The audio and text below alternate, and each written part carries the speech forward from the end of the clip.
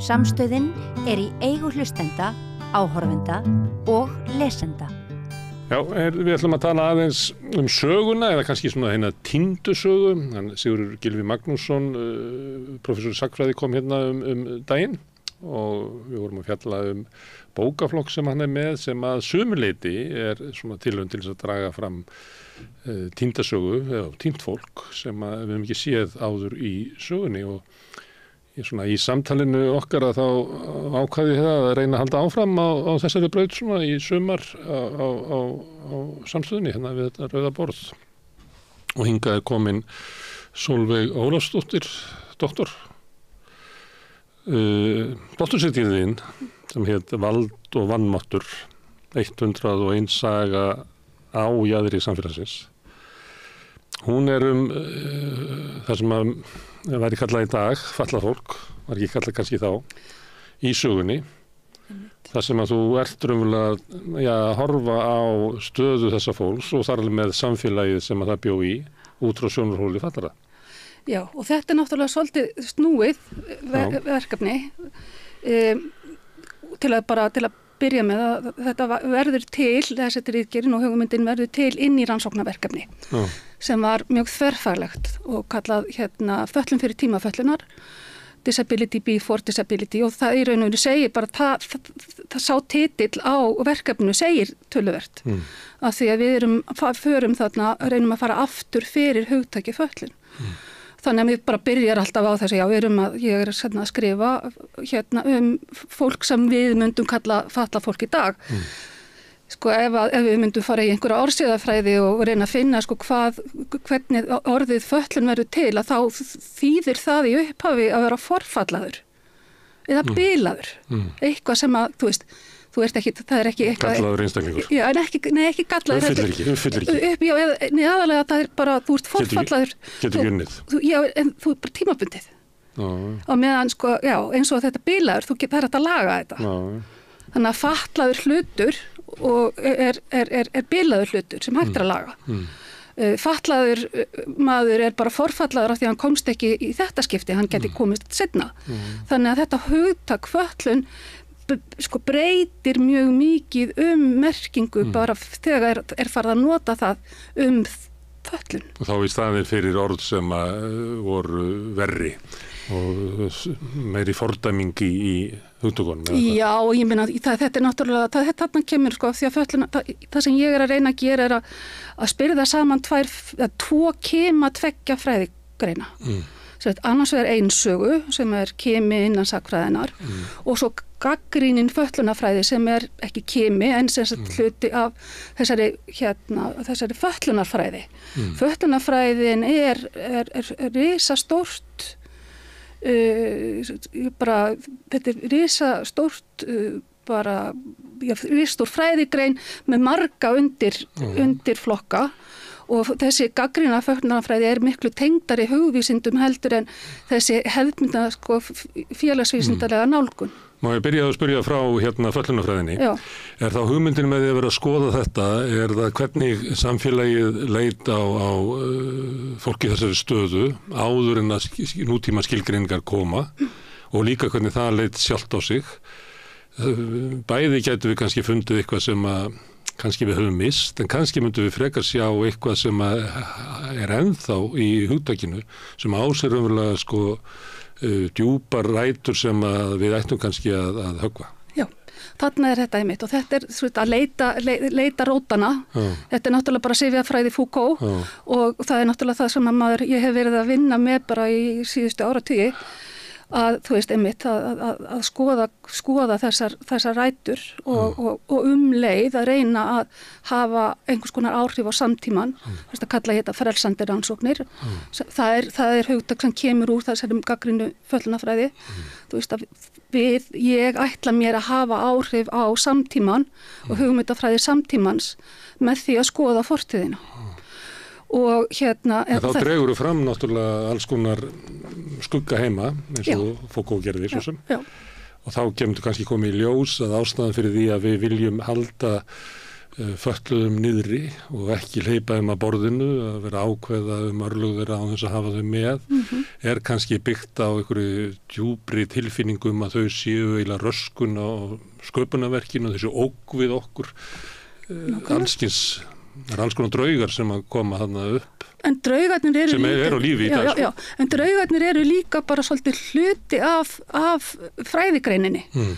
Og af því að ég er náttúrulega fyrst og fremst sagnfræðingur og í hugvísindum og fötlunarfræðin hefur verið meira svona inn í félagsvísindum og þá rek ég mig svo oft á þennan mun, til dæmis að stæðstu fordómarnir sem ég hef upplifað fordómar fötlunarfræðinar gagnvart fortíðinni.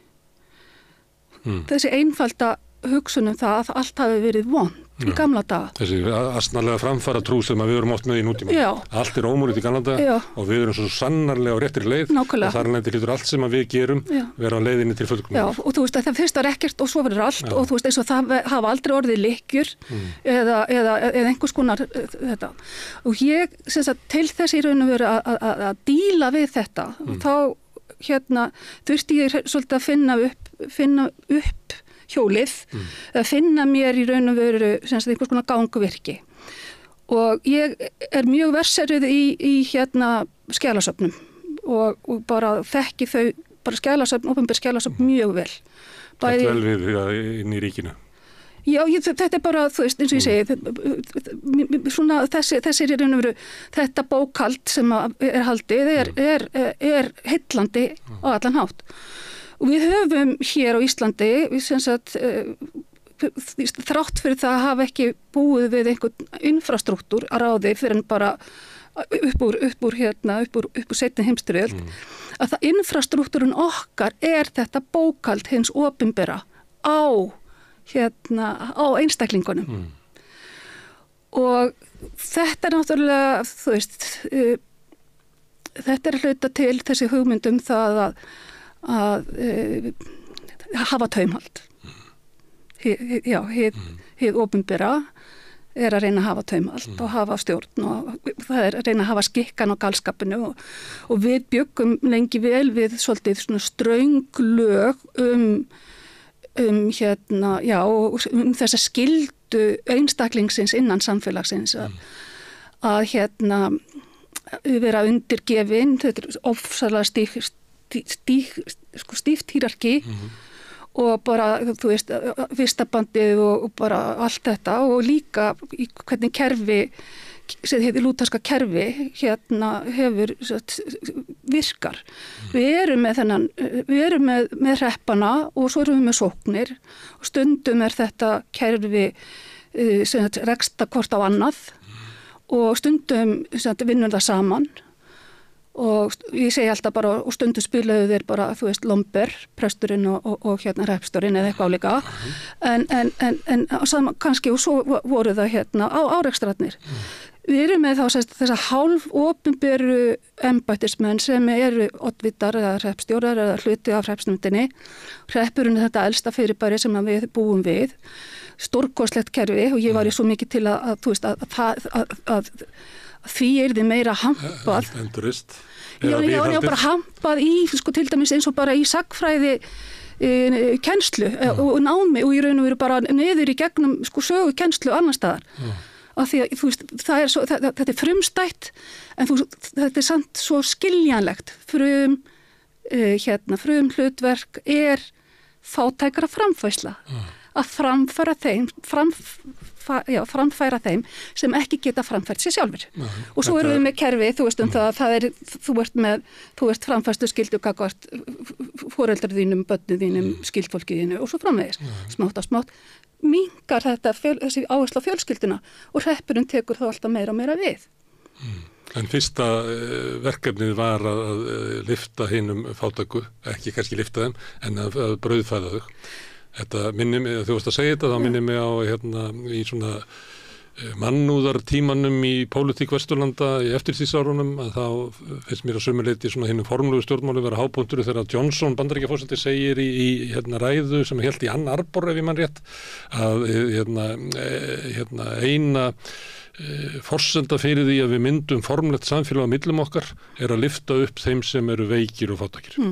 Og þetta eiginlega hreppshugmyndin uppalega. Já, í raun og veru og auðvitað bara þarna hefur hann náð kannski einhvern svona kjarna.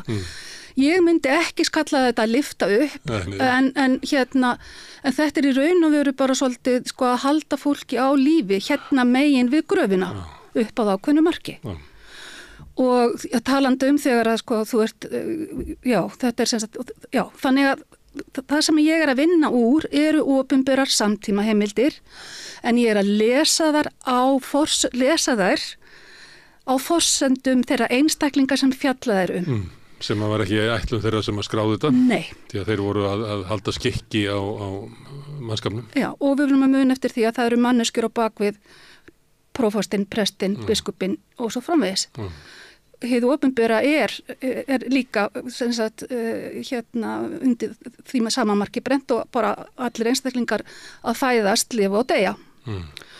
Og en á einhverjum tíma þá eru þið bara settir yfir aðra og geta í krafti þess einmitt skrifað eða yrt á eins og ég kalla það. Ég kalla sem sagt þessar umsagnir hins opinbera yrðingar. Og þá ég að nota það sem svona orð, þú veist að það bæði verið að yrða á, til dæmis eins og í hver skipti sem að presturinn kemur og húsvitjar og skrifar smá athugasemdir hvern og einn á heimilinu, þá hann að yrða á hann. Og í gegnum þessar yrðingar ég að reyna að lesa hvernig viðkomandi einstaklingur bara hafði það í lífinu og ekki síst tilfinningalega. Og þegar þú ert kannski komið með svona litla yrðingu á hverju ári og kannski, þú veist, svo koma presthjónustu bækurnar með athugasemdir við skírn og fermingu og giftingu og dauða og sko innkomnir og blottutir og allt þetta og svo koma og þeir sem í raun og veru skila hvað mestum yrðingum eru þeir sem trufla samfélagið mest. Og það oft fólk sem við myndum kalla fatlað fólk í dag. Sem að fittar ekki inn í svona mótilið. Já, eða þá sko bara þarf sérstaka umönnun. Til dæmis mjög áhugavert að nota í raun og veru bara framfæsluna, hvað verið að borga með viðkomandi. Þú veist, til þess að velta því fyrir sig sko, hvað hann var mikill baggi á sínu samfélagi. Og af því að við erum að reka þetta, eða var þetta að rekið í þessum litlu einingum sem hreppurinn, eða þá sóknin, að þá erum við með, þá erum við með svo nálagt því hvað í raun og veru, hvað það þurfti. Segjum það að meðal ársframfærsla einstaklings var 360 fiskar og ef það þurfti mannin með viðkomandi þá þurfti að borga 360 fiska til viðbútar. Mannin með sem að því þá til gæslu? Já, til gæslu, ég meina, þú veist. Og unga barn þarf mannin með sér í fóstrinu. Og svo eftir því sem að barnið vex og getur farið að vinna sér til matar og þá lækkar þetta. Og svo þegar viðkomandi í raun og veru, sko, þetta metið á hverju ári. Hvað getur þú í raun og veru gert? Og svo þegar þú ert komið með fólk sem truflar samfélagið, þú veist, hefur bara þau áhrif að eins og ein vinkona mín hér og nafna í bókinni einu af þessum 101 einstaklingum, hún sem sagt var látin ganga milli bæja í hreppnum sínum í 60 ár.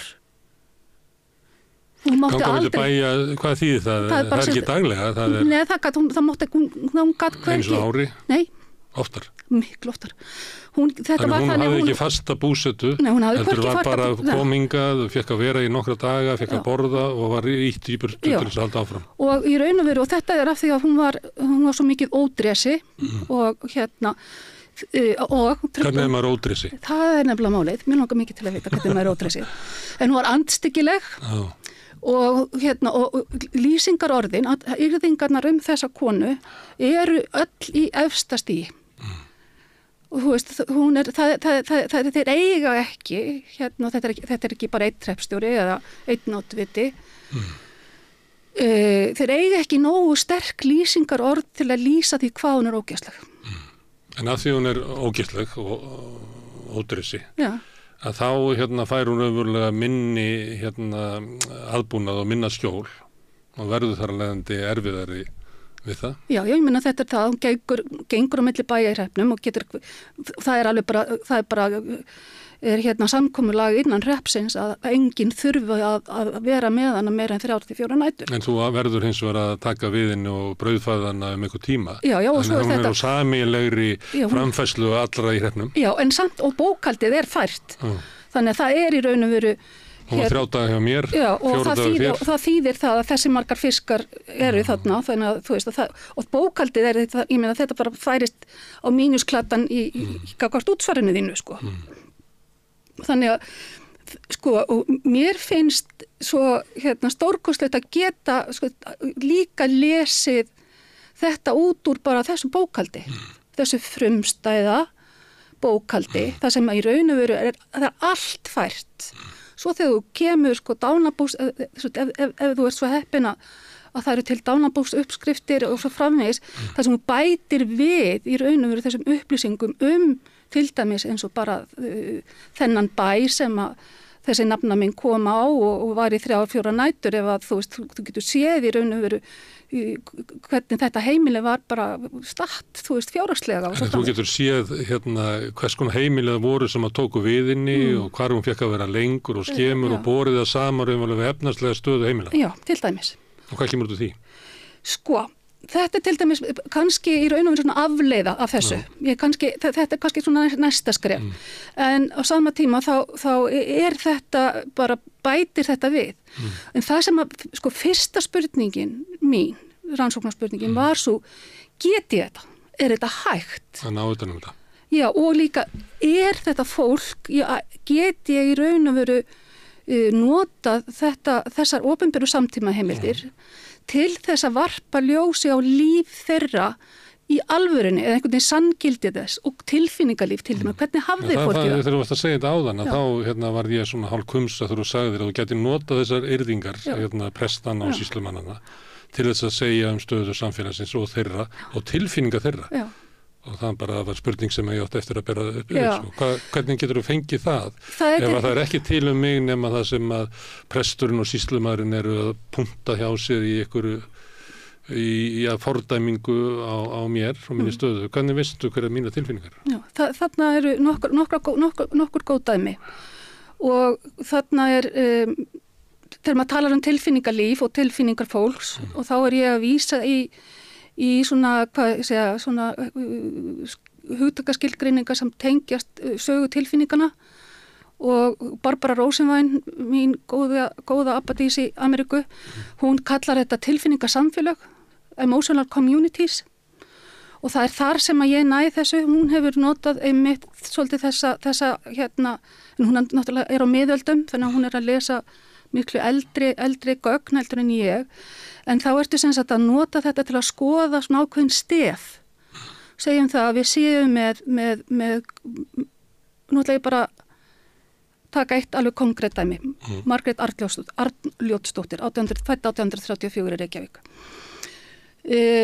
Það í raun og veru fyrst í raun og veru ekkert til þess að gera merkilegt við hennar nema að pappinar deyr og mammenar hún bara stingur af norður í land og skilur eftir sig á framfærslu Reykjavíkur 2 börn og þau eru bara í góðri vist til þess að gera og það ekkert bendir til þess að fátækranemndin í Reykjavík hafi haft einhver meiri áhyggjur af þessu. Drengurinn vex upp og í raun og veru hefur það eina upp á hann að klaga, hann varð homópati og var ekki með leyfi og þú veist, var eitthvað svona, þú veist, eitthvað að káfa í einhverjum lækningum og sem læknum þótti ekki gott. En smátt og smátt þá rinnar það upp fyrir mér að þessi kona, þess að hitt barnið þegar hún að vaksa upp, að það eitthvað meiri háttar mál í gangi. Þegar hún að nálgast þetta sem náttúrulega það sem mann nær oftast mestu upplýsingunum í kringum ferminguna eða í kringum uppfræðsluna og ferminguna, þá í raun og veru fókuspunktur prestana og þá prófastana oft mjög mikill á einstaklingana. Af því þetta fermingin vegabréf inn í fullorðinsárin og þú í raun og veru gerðir afskaplega lítið ef þú varst ekki fermdur. Og ekki bara getu barnanna heldur líka innrættið þeirra. Já, og einmitt. Og þetta náttúrulega bæði hegðun, hlýðni, þú veist það hvernig þú í raun og veru hvernig þú haga þér inn á heimili. Þetta allt saman undir vökulu auga þarna á meðan þú ert að læra hverið utan að og í raun og veru það verið að undirbúa þig fyrir ferminguna. Sem var ekkert, þetta var alvöru mál og fram eftir öllu. Þó að við tökum þetta bara sem einhverju svona bara góðu partíi, þú veist, já, einhverju manndómsvíkslu, við erum að tala allt aðra hluti þarna. Þá kemur það náttúrulega í ljós að hún dvergvaxin. Og presturinn fyrir að hafa, og þetta dómkirkjupresturinn, af því hann náttúrulega í annarri stöðu heldur en aðrir prestar á landinu, en hann hefur mjög miklar áhyggjur af framtíð þessara stúlku. Og að nota í raun og veru húsvitunarbækurnar og þegar hann að fylgjast með uppfræðslu hennar, notar húsvitun til þess að velta fyrir sér framtíðanar. Og þá koma mjög miklar upplýsingar hana, aðstöðu hennar, hvernig hún skal ég segja þér, já, hvernig henni gengur og hún auksamlega að fylgja, fóstursystur sinni, hún alin upp sem ómagi á heimili þar sem að jafnaldra hennar og það svolítið gaman að spila bæði þetta tvennt saman og hvernig hann talar uppeldissystrurinnar og svo hana. Og svo hann að nota þetta, það þurfi að koma henni í einhvers konar í þá uppfræðslu hún geti notað þó hendurnar sér til framfærslu. En á sama tíma þá mjög miklar upplýsingar til lífið í Reykjavík. Sögur af sérkennilegu fólki. En það hvergi minnst á þessa dvergvaxnu konu. Hún virðist ekki hafa truflað samfélagið í Reykjavík. Nokkuð skapaðan hlut. Hún bjó bara mjög miðsvæðis. Henni var ekkert haldið frá. Og ég get alveg séð það fyrir mér og hún hafi bara verið svona bara eins og einn af krökkunum og svo bara, og hún vexli, hún með bara hefðbundin dvergvöxt, myndi segja. Á þess að ég fari út í skilgreiningar á því sem eru miklar. En hún í sjálfu sér bara, hann hefur áhyggjur af þessu og svo fylgir ég því í gegnum bókhald fátækranefndarinnar í Reykjavík hvernig henni komið til mennta í einhvern ákveðin tíma og hún og þá sér maður að framfærslan meðlæði með henni minnkar af því hún hefur þá getað gert eitthvað sjálf til handana. Af hverju hún fötluð, af hverju fylgist hún, ég meina dverg, það eitthvað að dvergum. Dvergvaxi fólk myndi bara segja nei, það ekkert okkur, við erum bara, það ekkert að. Hvenær verður hennar dvergvöxtur fötlun? Getur ímyndaðir? Getur svara því hvenær? Þetta í hug þú veist að segja að það er unnið til handana, að það þýði að hún getur unnið svona innivinnu, að hún sé talin vera of veikburða eða lítið afl í henni til þess að geta unnið svona út á engjum eða öðru slíku. Já. Hún ráði ekki við hrífu eða eitthvað slíkt og þetta til handana sé ekki þessi eitthvað að fótunum á henni. Þetta frekar að hún sé þá notu til þess að prjóna og sauma. Hún fyrir og lærir að sauma, sko. Það er nú kannski það sem er svona kannski áhugavert. Henni beint til huggulegra innivinnu eins og verið sagt í dag, má ekki vera úti. En getur ímyndað þér bara svona af því ég veit að þú hefur ekki lesið ritgerðina, að ég hveti sérstaklega til þess vegna þess að ég bara hveti alla til þess að... Það er örfun í þessu samtali að lesa þetta. Já. Ég var meira að hugsa með að tala, hvort við getum ekki einhvern veginn bara fundið leið til þess að draga þessar sögur fram ein og eina, þessar 101. Já, því það er þær. En ég ætla bara settu þið bara í spór yfirvalda í Reykjavík. Hvenær í raun verður verður dvergvöxtur Margrétar að föllun. Getur ímyndað þér? Líklega við skilgreiningunni þarna við ferminguna? Nei. Nú? Það verður þegar hún er rófrísk. Já. Þegar hún er rétt tæplega 30 og þá sem sagt kemur bréf frá ljósmóðinni í Reykjavík til landlæknis það að hún telji það að Margrét geti ekki átt barnið með eðlilegum hætti sem hún gengur með. Þarna er hún ennþá í raun og veru ómagi inn á heimili á í raun og veru sem sagt á að vera í öruggu skjóli en eitthvað hefur gerst að hún verður þarna ófrísk.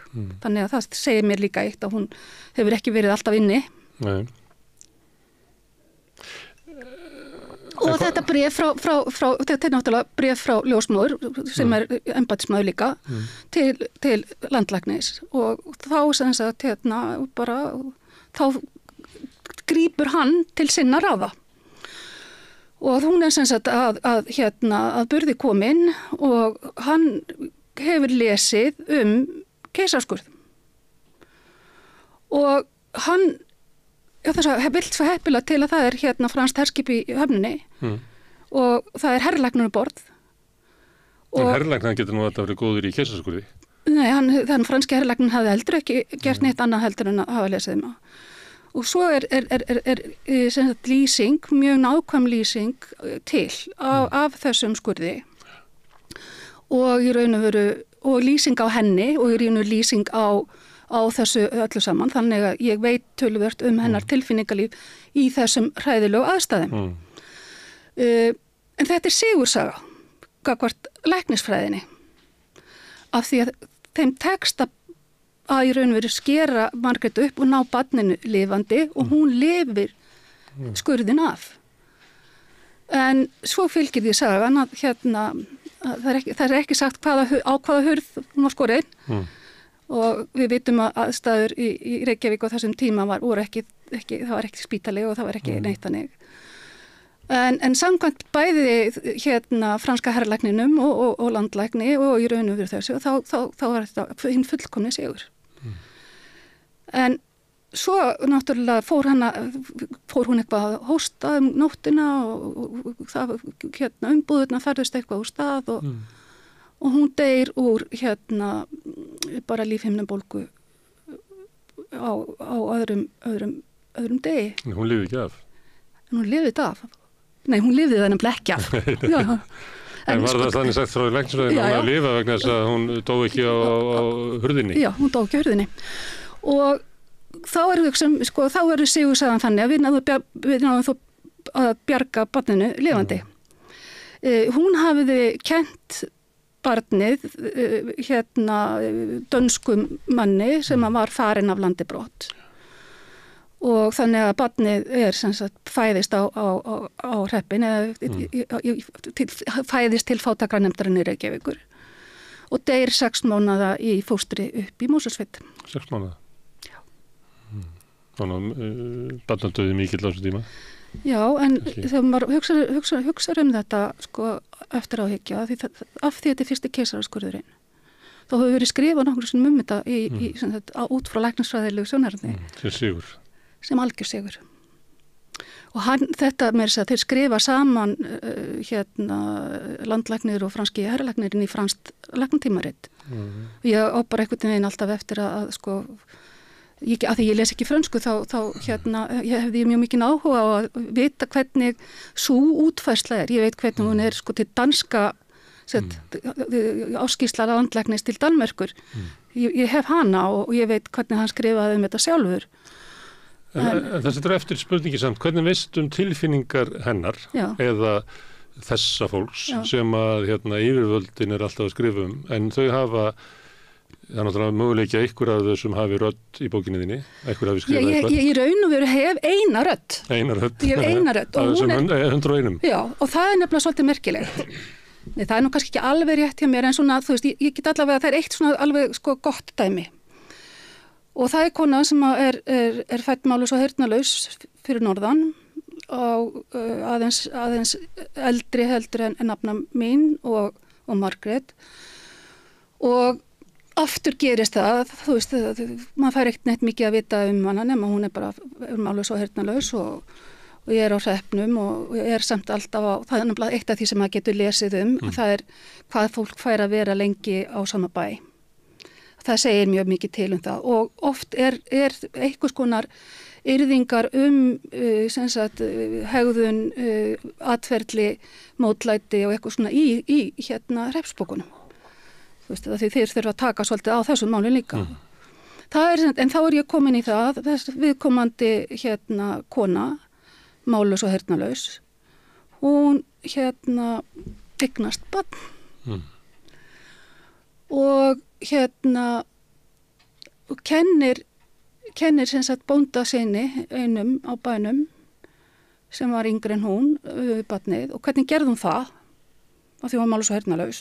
Einhvern veginn hefur þó náðst einhver samband við hana, einhver sem hefur skilið hana eða eitthvað og þetta með meint málleysi og heyrnarleysi þessara konu er svolítið svona, þú veist, mótsögn í þessari sögu og ég geti alveg talað hana í 3 klukkutíma en ég ætla að segja bara þegar þetta í raun og veru hann viðurkennir ekki, hann gengst ekki við barninu, þannig að það þarf að kalla til yfirheyslu og það þess að sýslumaðurinn kallar að hann verður að setja dóm heima hjá þessu fólki og það þarf að yfirheyra alla og þar með mála heyrnarleysu kona sem eignaðist barn fyrir 2 dögum og það þarf að yfirheyra bónda svona, það þarf að yfirheyra bóndan, það þarf að yfirheyra þá sem voru á heimilinu og svo framvegis. Svo þegar maður leggur alla þessana og af því að ég með þennan vitnisburð mál og heyrnarlausu konunar sem að stendur fast á því að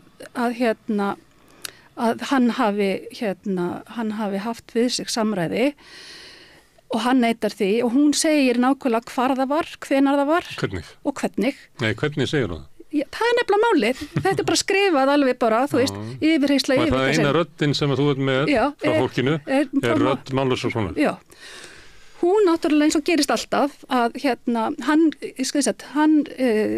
sagan þetta málið fer þannig að þau eru bæði sem sagt dæmd í sekt fyrir þetta og hann í raun og veru gengst við barninu af því hún er með boðið að sverja eið en hann vill ekki sverja eiðin vegna foreldra sinna og sóknarpressins. Hann vill ekki sverja rangan eið. Þannig að í staðinn fyrir það, hann gengst hann ekki við barninu, hann í raun og veru, en hann netar ekki. Þannig að hann í raun og veru dæmdur. Hún dæmd líka og barnið tekið af henni og hún flutt í burtu. Og þegar hún flutt í burtu þá flytur hún í aðra sókn og þegar hún kemur inn í þá sókn, þá segir hún sóknarprestinum þar og það kemur fram, hún segir hvorki geta heyrt né talað og það ekki sé hægt að kenna henni neitt gott. Hún segir þetta sjálf. Já.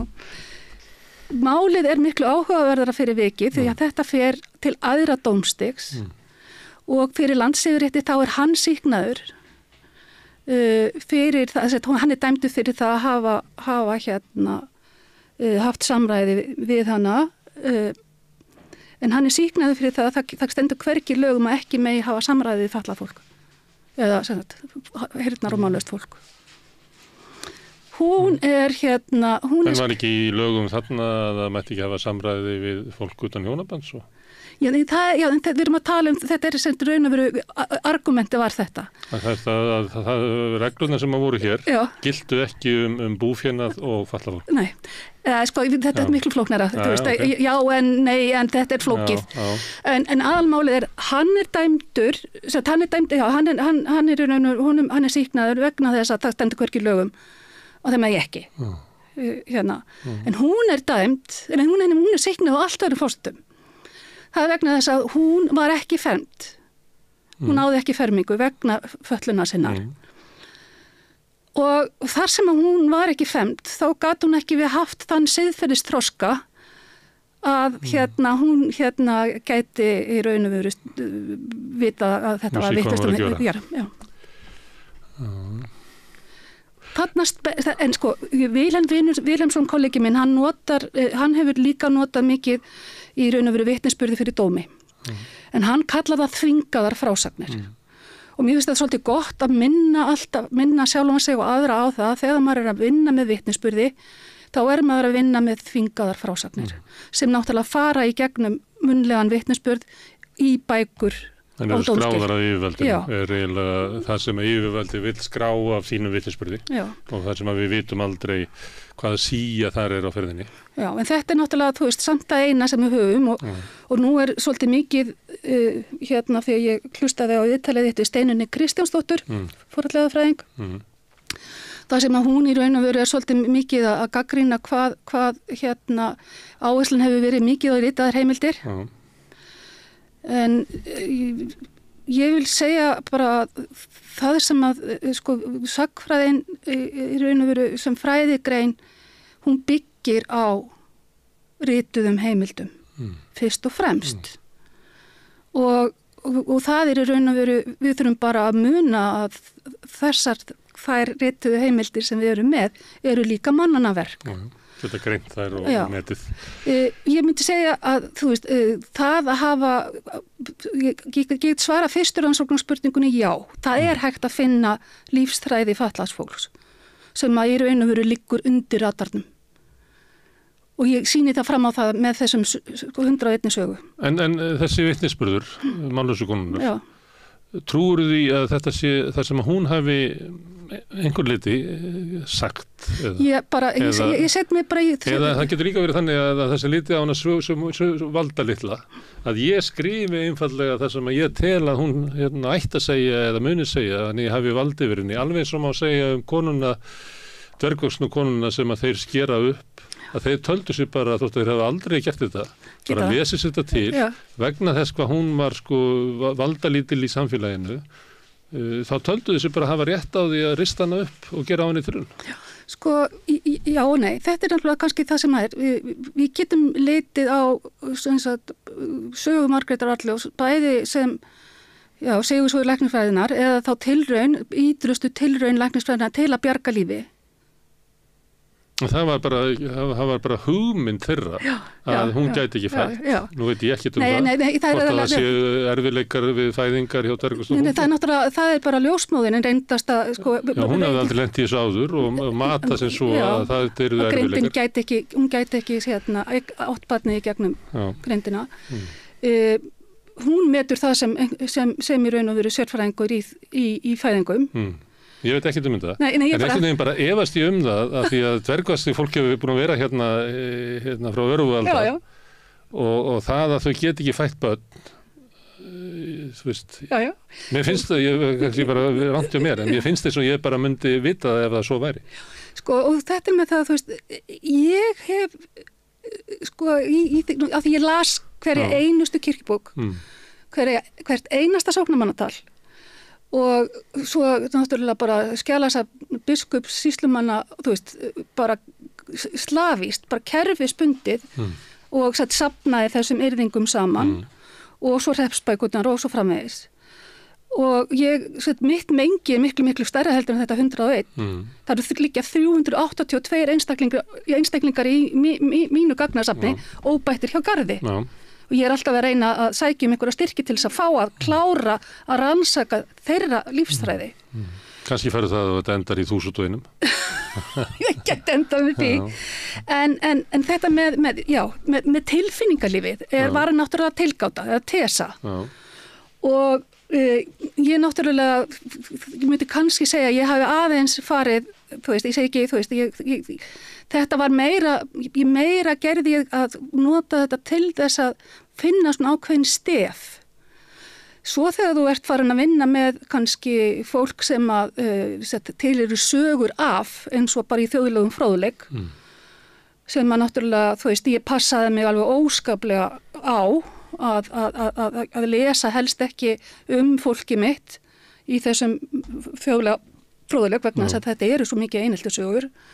Það svo sem í þjóðlegum fróðleik. Það sem verið að svona skrifa eða tala merkingu inn í þessar sögur og svo merking oft svona eineltis og það verið að hæðast að þessu fólki. Já, það svo merkilegt sko því að núna ég bara í þessum töluðu orðum að vinna sem sagt litla sýningu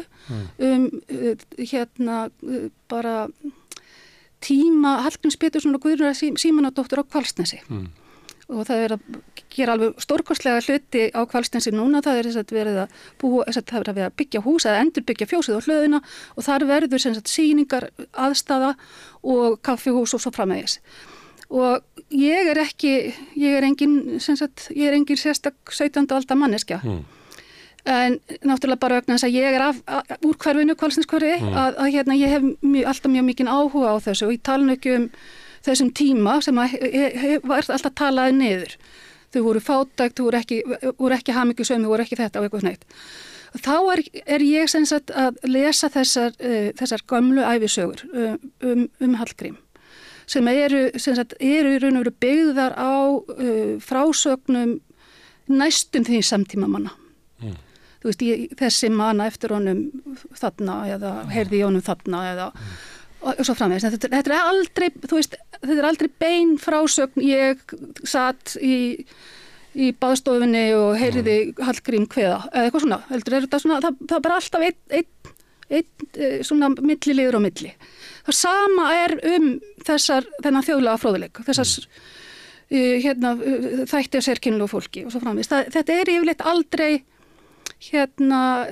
beint. Það er alltaf 1 eða 2 eða 3 afi minn sagði mér frá þessari sérstaklega nöfnum minni. Og segir kannski meira svona túlkun samfélagsins á þessum atburðum heldur en atburðum sjálfum.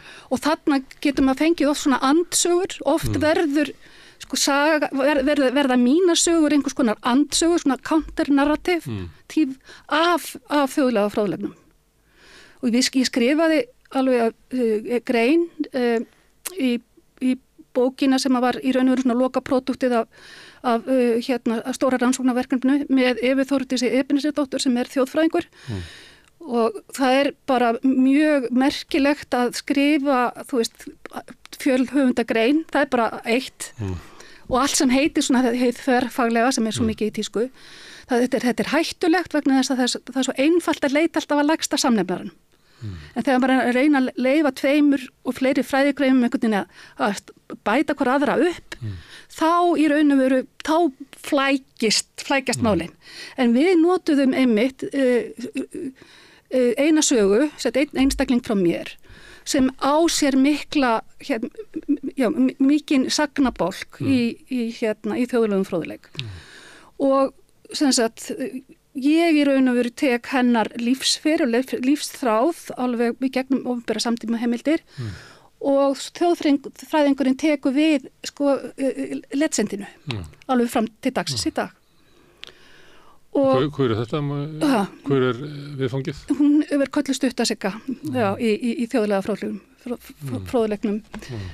Sigríður... Er það með Margréti Dvergur? Já. Þau verðum að tala um tilfinningarna. Þú segir að hún hafi kennt barnið Dana sem var ekkert á landinu. Ég held að það sé, sem í minni ættarsögu, það sem barn var kennt dönskum kokki eða hvað hétu þá, sem var bara ekki fræðilegur möguleiki, hann var ekki eins og landinu. Þannig að það var ýmsar aðferðir sem að danski herinn hafði og danska ríkið hafði til þess að koma svona barnsfeðramálum bara burtu og yfirleitt þá frá einhverjum öðrum. Þannig að við veitum í sjálfum sér ekkert hver er barnsfæðurinn. Við veitum ekki hvort að henni var nauðgað eða hvað þetta er. Nei, en þetta er kannski vegna þess að... Við veitum ekki hvernig henni leið þegar það var sagt að það er að skera hana upp fyrir þess að ná barninu. Nei, þá... Við veitum ekki hvernig hún mat sitt líf á móti lífi barnsins, því að það verið að tala um þessu sigur að bjarninu var bjargað, þótt að hún hafi... Við veitum, hvað veitum við? Hvernig henni leið þarna á hurðinni með þessa forsögu. Já, við veitum ekki mikið það. Og maður getur bara í raun og veru það sem ég veit er úr bréfaskiptum af því að eins og ég sagði ráðan að mamman stakk af. Það er í raun og veru svolítið bara líka svolítið mögnuð saga með að við svona hvernig framfærsluskildinu var háttað, að hún sem sagt stingur af norður í land og það náttúrulega fátækranefndin í Reykjavík stöðugt að reyna að hafa samband við hana í gegnum, þá er hún að skrifa sko hreppstjóranum í hennar hreppi þar sem hún settist að og giftist og eignaðist börn. Það alltaf verið að höfða til í raun og veru móður eðlis hennar að koma og gera eitthvað fyrir þessa stelpu þegar henn yngri og í þessum bréfum mjög mikið talað hana sem mannesku, dvergvaxna mannesku og hún komi ekki til með að geta unnið fyrir sér og orðið í raunum, hún verður alltaf baggi á samfélaginu og mamman eigin og aldeilis að í raun og vera að sinni framfærslu skildu gagvart dótturinni. Þannig að þar veit ég ýmislegt, en það samt alltaf yfirvaldið að tala og þarna mitt að vera að höfða til einhvers konar móður eðlis og svörin að norðan eru í raun og veru þannig að þessu heimili sé haldið því sé haldið í raun og veru á floti af hreppnum til þess að þau fá ekki alla strolluna á hreppin. Þannig að það var fjölskyldan list upp og það eru meiri kostnaður og þess vegna stuðningur við fólk til þess að halda heimilinu saman. Já. Þetta held ég eitthvað þetta finnst mér vera rannsóknarefni. Það þetta í raun og veru þegar verið að halda fólki réttum megin á kilinum til þess að því sé ekki leystu. Þetta nú bara þráður í félagslegri aðstoð alveg fram á okkar tímum það sem að vangaveltan eigum við getum við stutt fólki við að vera þeirra með aðstæðum sem það eða eigum við að grípa inn í og leysa þetta upp. Þetta eiginlega bara, ég held að við getum fundið þræðin á þessu til okkar tíma. Sem kannski það sem að því að þú kemur úr nútímanum og nappar aftur í söguna og kemur með okkar hugmyndir og ert að skoða hvernig samfélagi bregst við og ég var nú svolítið að aðast með því að bera þetta saman við svona eitthvað hugmyndur mannúð, en þetta náttúrulega eitthvað hugmyndum samt mannúð. Það mannúð að halda fólki á lífi og brauðfæða það. Ég fekk í vörninni minni að okkur beri skylda til þess að við getum ekki bara ítt fólkin út á ísjakan og látið það farast eða borið það út eins og var sannarlega gert. Já, þetta með mannúðina svo óbúslega, þú veist, að það svo tilfinningalegt. Já. Og þarna þannig að þessna vil ég nú ekki alveg sleppa tökunum, ég vil ekki gera þetta að þessu hlutlæga, ég vil halda þessu huglæga inni. Já. Og talandi mannúð og ég með eina sögu hér sem stysta sagan og það var einmitt spurt, ég fekk svolítið erfiða fyrirspurn í vörninni, þetta var þið haldið kannski að þetta sé einhvers konar ferming að fara í gegnum dóttorsvörn, nei það ekki þannig. Og það var einmitt þennan einstakling sem er drengur sem fæðist án endaþarms. Og hann fæðist á þeim tíma þegar það eru fleiri læknar heldur en bara einn á Íslandi og það stutt í þann héraðslækni, þannig hann kallaður til og barnið sem sagt, það hafði í raun og veru, það var ekkert að því þangað til að það bara kom í ljós að hann gæti ekki skilað hennu frá sér. Og þetta og þarna byggi ég í raun og veru á skýrslu héraðslæknis til landlæknis. Að það alveg augljóst að þessi læknir, héraðslæknir, sem ég ætla að hafa alla mína opinberu embættismenn nafnlausa, þetta tekur alveg brjálæðislega á hann. Hann gerir í alvörunni það sem hann getur til þess að bjarga barninu. Og hann ekki að nota þá afsökun að eins og var landlæknin gerir með Margréti að hún hafi nú sjálfur sér kannski átt svolítið hluti í þessu andláti sínu með því að fara að hósta þarna. Skiljið við, það er þar. Heldur í raun og veru þarna hann að gera, hann sker upp eins langt eins og að þorir og setur stubb af fjöðurstaf inn og það vætlar út og hann fer heim og barnið verður í raun og veru það grætur ekki eins mikið og og svo gefur fjöðurstaður en hann gengur út úr sárinu og hann kallaði til aftur og í raun og veru bara kemur að þegar barnið að deyja. Öll þessi saga í þessari frásögn hins opinbera uppfull af tilfinningum og þessari löngun viðkomandi að gera það sem hann getur gert. Til að bjarga mannslífi sem þá hugmyndum að hvert líf sé á einhvern mátt heilagt. Nákvæmlega. Eigi sér stað í veröldinni. Já, sem eiginlega grunnur mannúðar. Já. Að geta séð hvern einstakling sem sjálfstæða veru sem eigi sér sjálfstæða rétt. Og þarna kemur fæ ég fyrirspurn í örninni hvort að ég með því að birta þetta og mjög nákvæma lýsingu á þessu, hvort að ég sé ekki að ítundir að það sé verið að stara á fatlað fólk. Og að það að stara, þetta sem sagt eitt af því sem verið að vekja athygli á að fatlaðir einstaklingar verði miklu meira fyrir að samfélagið stari á það. Vegna þess að það fittar ekki inn í einhver ákveðin boks. Eins og þú sagðir reyndar í upphafi, þú sagðir að vera til meira þetta fólk heldur en aðra vegna þess að þau væru í bókum prestana og sýslumannana meira viðfang samfélagsins. Og líka þessi skilgreining, það ekki af því við erum ekki inn í skilgreininga kerfi samtíðarinnar þar sem að hvert einasti sjúkdómur á sér bara svona 3-4 kóða tölustafi eða þú getur verið hátt uppistandandi eða lágt uppistandandi eða þú getur verið með CP eða þú veist eða þetta eða þú veist andstöðu, mjótstöðu, þrjóskuröskunar greiningakerfið okkar.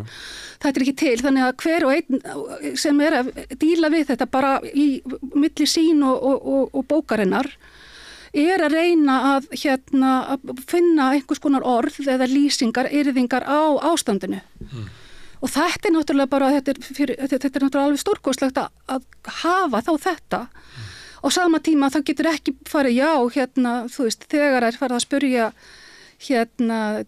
til dæmis eftir ákveðnum kvillum, skulum við segja. Kvillar eru líka annað sem er svona það sameiginlega orð yfir það sem að, sem er eins lítið gildislaðið eins og ég gat fundið. Ég meina, ég hef mjög mikinn áhuga á íslensku, ég reyni þannig bæði yrðingarnir og kvillarnir eru svona orð sem að ég geri að mínum í þessu.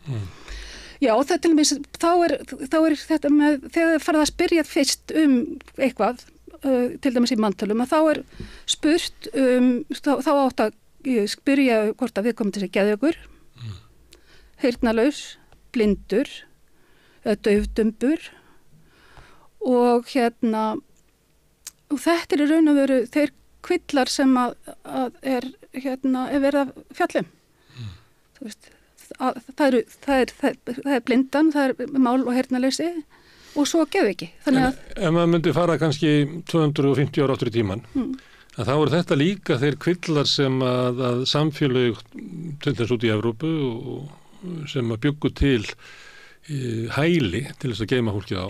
Og það var, þú gast farið á geðveikrahæli, þú gast farið á blindrahæli eða þú gast farið í fangelsi náttúrulega, það var kannski annar hópurinn og svo gastu stundum til fátakrahæli þar sem að vera einangra fólk út úr samfélaginu, þannig að myndi ekki menga samfélagið. Þannig að þarna kannski eru þessar spurningar sem eru þarna eru bara skilgreiningar samfélagsins á því. Já, ég til að kemur að utan, ég meina forsendur manntalana eru ekki héðan, ekki fyrir bara, þú veist, seinna. Við fylgjum danska kerfinu hvenær er verið að taka manntöl og svo framvegis. Og náttúrulega manntöl eru stórkostlegt fyrirbæri en á sama tíma alveg stórhættulegt. Þú veist, hvernig þú átt að vinna úr þeim. Og þú veist, þú færð ekki spurningar við svörum, þú færð ekki svör við þeim spurningum sem ekki eru spurðar. Þú þarft alveg að gera þig grein fyrir því hvað er verið að spurja alveg eins og með prestinn sem kemur einu sinni á ári, þá á hann, ég veit hvað hann á að spyrjum. Það er forskrift fyrir því og þú ert að vita alltaf þessar forskriftir þegar þú ert að vinna með þessar heimildir. Hvað í raun og veru skylda viðkomandi. Þannig að, og oft þetta með mannúðina, það einsagi viðbútt í sambandi við sko þegar í raun og veru hið opinbera, í þeim tilfelli hreppstjóri og prófastur, bjarga lífi mann sem verið að drepa hægum dauðdaga inn á heimili. Þannig að halda honum undir hungumörkum. Að viðbrögð þeirra ráðist af mannúð, að það sem megi ekki koma svona fram við mannskja. Já, og það þetta er ekki skyldubóðarð, að því auðvitað hefðu bara getað, sko, en þeir ákveða þykistinn að fara að bólusetja, af því þá komið skylda bólusetningar, þeir ákveða að fara að bólusetja á þessu heimili bara að því bjarga viðkomandi. En mannúð náttúrulega, ég veit ekki, sko, þetta náttúrulega flókið hugtak kannski til mannúð í bara smáum skömmtum. Það stundum er mannúð algild, að er það mannúð að halda lífi í fólki, svipta það öllu valdi yfir eigin lífi. Þetta ofboðslega flókið, en það sem að mér langar kannski frekar svona að því við erum komið kannski aðeins. Ég ætla að draga þetta að þannig að það valdinu, að því þú ert að koma á nútímanum og inn í söguna. Og það er náttúrulega áberandi í sögum af ég nefndi hælinn og eitthvað fleira, þar sem að fólk eiginlega bara svipt öllum rétti af því að það fittar ekki inn, öðruvísi, gallað, blind eða haldið með geðraskanir eða annað slíkt og það missir bara allt vald. Það hefur fyllt okkur alveg inn í nútíman að þeir sem ekki uppfylla það að vera bara eitthvað sem á að vera venjulegt, að þau hafa ekki vald og við hlustum ekki á það og við þekkjum þetta í bara slagorði sem að Öryrkjabandalagið hefur gert það sínu en ekkert okkur án okkar sem er náttúrulega svar við því að það er sífellt verið að taka ákvarðanir líf og farsæld þessa fólks á þess einn svona að spyrja það. Og þá er hugmyndin sú að því að ég er heilbrigður og ég er valdamikill að þá get ég eiginlega bara ráðskast með þitt líf að því að þú ert fötluð og valdalítil eins og ég vil. En svo bara getur þú snúið þessu alveg á hvolf. Og það er til dæmis það er sem sagt vald einstaklingsins á samfélaginu ef að viðkomandi truflar það svo mikið að það er bara að og þarna er ég aftur að vitna í söguna af nöfnum minni sem að hélt, þú getur snúið þeirri sögu á þann hátt að hún hafi haldið hreppnum í heljargreipinni í meira en hálf öld. Og það var alls ekki röng niðurstaða hjá fólkinni í hreppnum að það væri ekki hægt að leggja það á neitt heimili nema 3 sólarhringa hafa hana. Nei, og svo með vannmáttinn, að því að ef þú skoðar þetta, þú veist, að því að ég hef svo gaman að gera hlutina flókna og átta mig á því að já, þetta er flókið, að vannmátturinn er ekki síður vannmáttur samfélagsins, úrræðaleysi samfélagsins, gagnvart skjólstæðingum sínum. Og þetta úrræðaleysi er einn af þessum þráðum, þessum stefjum í gegnum, því að þarna er ég að stríða einsögufræðingum. Sko, sem að þú þó ert að einhver leyti. Já, sko, ég er fædd og alin upp í einsögufræðunum og í raunum fann ekki fjöluna mína í sagfræði í hinnum gömlu félagssögunni. Það var líka vegna þess að hún var svo karllæg og það bara, og ég er af þeirri kynslóð að það var bara svolítið skelfilegt að við reyna að vera í mastersnámi sagfræði, þú veist, einhvern hinum megin við aldamótin. Og því bara, þú veist, ef þú varst ekki að telja fiska eða já, bara allur þessi all þessi talning veist, og telja eitthvað, baunatelja eitthvað eins og ég kallaði þetta það bara átti ekki við mig, þannig að þú veist, ég var bara aðeins að leggja þetta hliðina og var í 10 ára búið til Íslendingabók eitt af því skemmtilegasta sem ég hef gert en þegar ég fattaði einsöguna, þá í raun og veru þetta með skalan, að geta skalað þess að svona niður á móti stórsögunni sem er stóri skalinn, þegar þú ert farin að vinna með fínustu vatnslitapenslunum þínum. Og sjónarhorni sem svona einn einstaklingur í staðin fyrir að horfa á sögun eins og Já, og ákveða eins og ég ger í þessu að af því ég get ekki, þú veist, ég get ekki stunda samvinnurannsóknir eins og er eitt af þessum dæmum í fötlunarfræði núna, frelsandi rannsóknir á fötluðu fólki verða ekki almennilegar nema að falla fólk verði með í rannsóknum. Og ég teki þátt í svoleiðis rannsóknum og það er stórkostlegt. En þetta er það sem að er með þessi stríðni mín er að það er til eitthvað sem heitir einvæðing söguna sem Sigurður Gylfi Magnússon í raun og veru er hugtak sem hann gerir að sínu og er í raun og veru þannig að þú ályktar ekki. Þú veist, þú ályktar ekki mikið einhverja heild út frá sögu af einum atburði, einum einstaklingi svo framvegis. En til þess að í raun og veru stækka þetta og fá í raun og veru einhvers konar ekki yfirlit en tilfinningu fyrir samfélaginu á þessum tíma sem er langur, 1770 til 1936, þá hef ég sögurnar, þú veist, 101.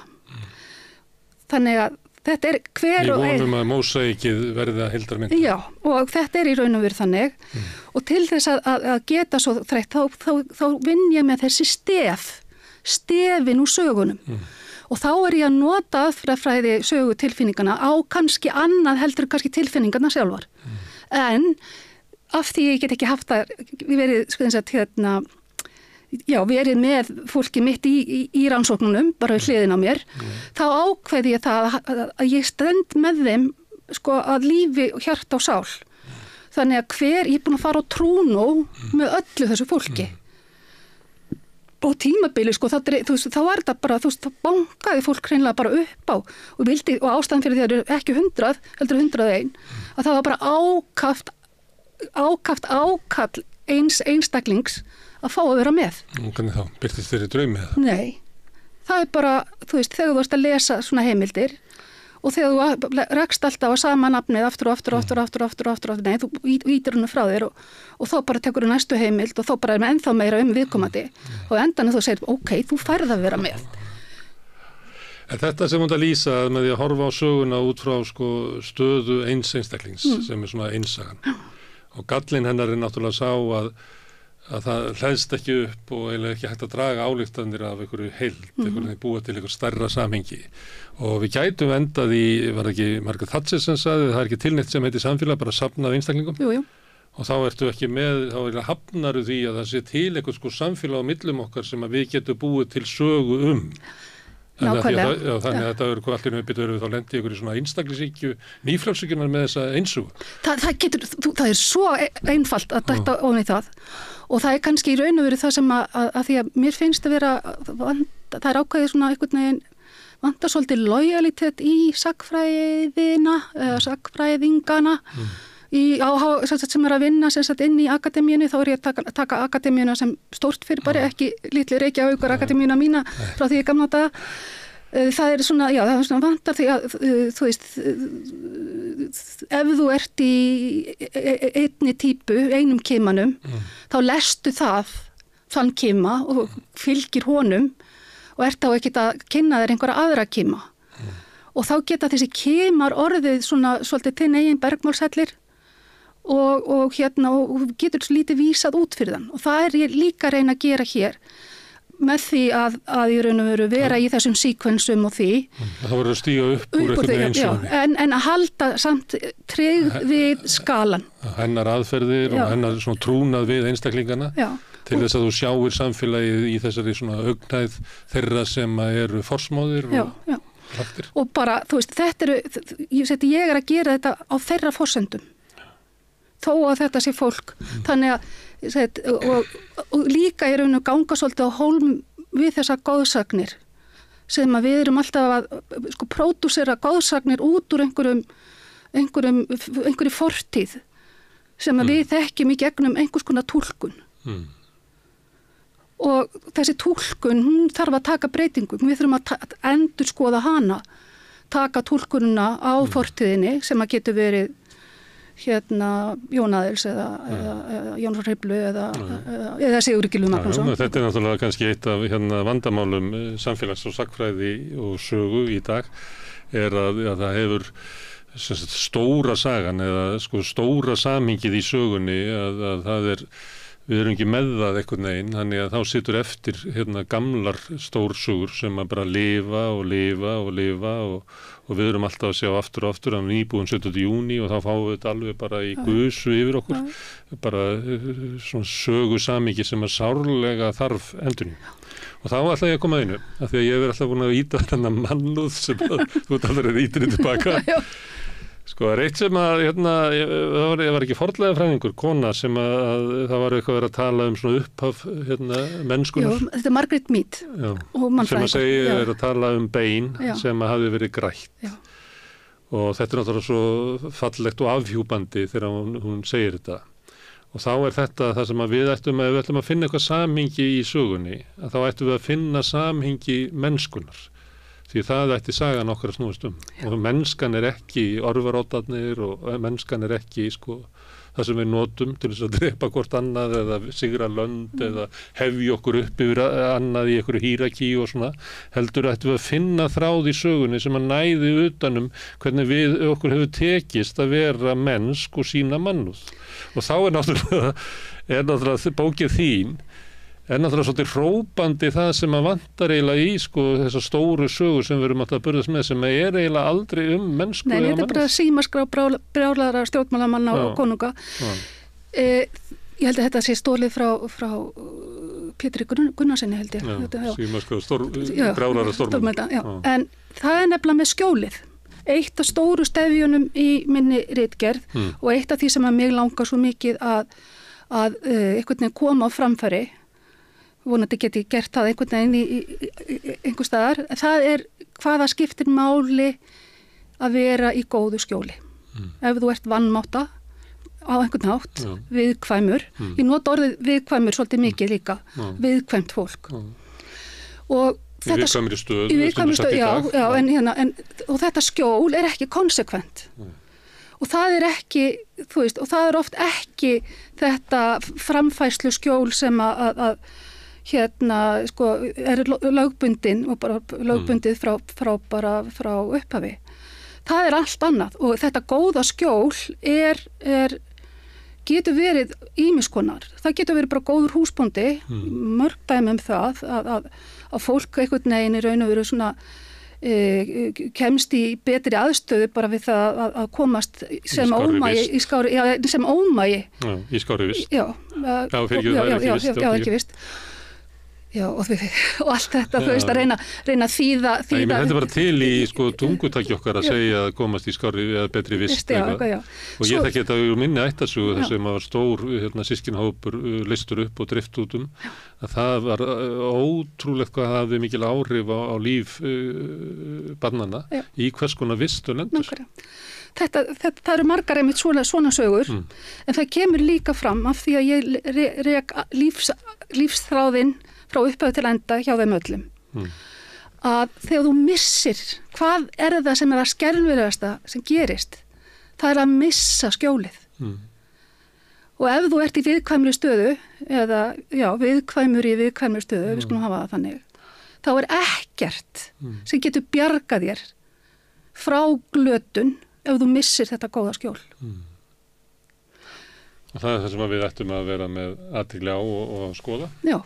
Því að við ætlum að halda áfram og nota söguna til þess að byggja upp gott samfélag, þá verður náttúrulega bæði þekkja söguna og við erum að þekkja þá sögu sem að nýtist okkur. Kannski nýtist okkur ekki endalaust að vera að hugsa Hannes Hafstein, með allri virðingu fyrir honum. Já, með fullri virðingu fyrir honum, já, það mitt og það einmitt þetta með það, mónumentin sem við erum að búa til.